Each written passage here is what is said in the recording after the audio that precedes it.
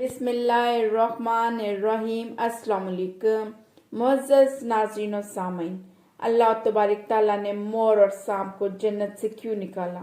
ان سے ایسی کیا خطا سرزد ہو گئی تھی؟ مور جو پرندوں میں سب سے خوبصورت ہے، جب یہ جنت میں تھا تو اس کی خوبصورتی دنیا میں آنے سے پہلے بہت زیادہ تھی۔ جب حضرت آدم علیہ السلام کی تخلیق و پیدائش ہوئی تو اللہ تبارک تعالیٰ نے انہیں جنت میں بھیج دیا۔ حضرت آدم علیہ السلام جنت میں تنہا تھے تو اللہ تبارک تعالیٰ نے ان کی پسلی سے اماں ہوا کو پیدا کیا۔ اماں ہوا اور حضرت آدم علیہ السلام جنت میں خوش و خرم گھومتے پھرتے اور جنت کے میوہ جات اور پھل کھا کر زندگی بسر کر رہے تھے۔ ان کو جنت کے صرف ایک درخت کا پھل کھانے کی اجازت نہیں تھی اور وہ پھل گندم تھا۔ ابلیس آسمان بالا اور جنت سے نکالے جانے کے بعد حضرت آدم علیہ السلام کے لیے دشمنی کو اپنے دل میں بسائے بیٹھا ہوا تھا اور دل میں آتش انتقام کو بھڑکائے بیٹھا تھا۔ جب اس کو پتہ چلا کہ حضرت آدم علیہ السلام کو تمام میوے کھانے کی اجازت مل چکی ہے لیکن شجر ممنوع یعنی گندم کھانے کی اجازت نہیں، تو وہ زمین سے عالم بالا کی طرف روانہ ہوا۔ جنت میں شیطان کا داخلہ ممنوع تھا، لیکن 3 اسم اعظم یاد تھے جن کا ورد کرنے سے اسے یہ طاقت حاصل ہوئی تھی کہ وہ آسمان اول سے 7ویں آسمان تک پہنچ سکے۔ وہ جنت کے دروازے پر بنے ہوئے سرخ یاقوت کے 2 چبوتروں میں سے ایک پر بیٹھ گیا اور وہ 300 سال تک انتظار کرتا رہا کہ کوئی باہر آئے اور وہ اس سے اپنے مطلب کی بات کر سکے۔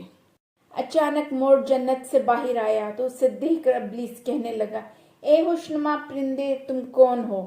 مور کہنے لگا، میں مور ہوں۔ مور نے پوچھا، تمہارا تعارف کیا ہے؟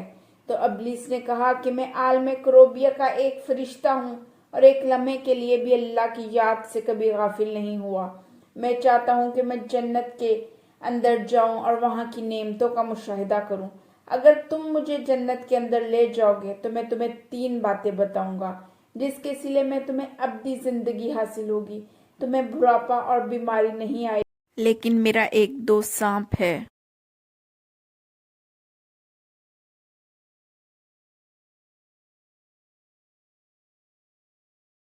وہ شاید تمہاری مدد کر سکے۔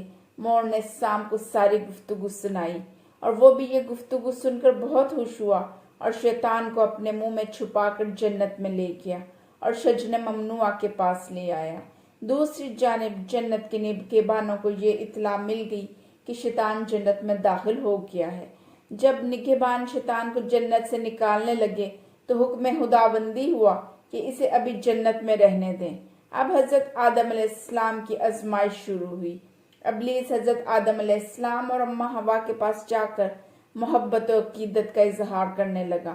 اماں ہوا اور بابا آدم ان کو پہچان نہ سکے کیونکہ ماضی کے مقابلے میں اس کی شکل تبدیل ہو چکی تھی۔